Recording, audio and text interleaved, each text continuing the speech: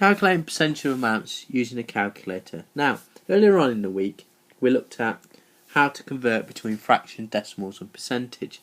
Now, to calculate percentage of amounts using a calculator, we're going to use a decimal multiplier method.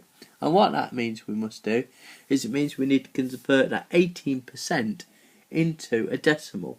Now remember that 18% as a decimal is 0.18. And what we do is we take that 0.18 and we times it by 60 because we want 18% of 60. Now, the reason this gives us the same answer as by doing what we did last lesson, by finding 1% and timing by 18, etc., is because if we convert 0.18 to a fraction, we get 18 over 100. And we're going to times that by 60.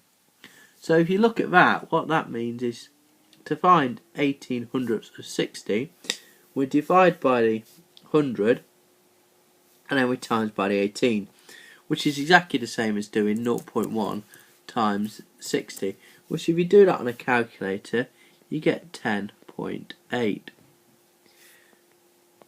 So to find 47% of 120, we need to convert that 47% into a decimal, which is 0.47, and we times that by 120. If you pick up your calculator, 0.47 times 120, you get 56.4. Lastly, 6% of 30. Now be very careful because remember 6% is not 0.6, it's 0.06, so it's 0.06 times by 30.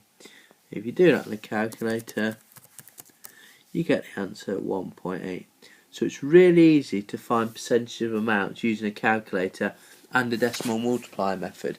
Now we're going to use this method a lot when we come on to increasing and decreasing using a calculator.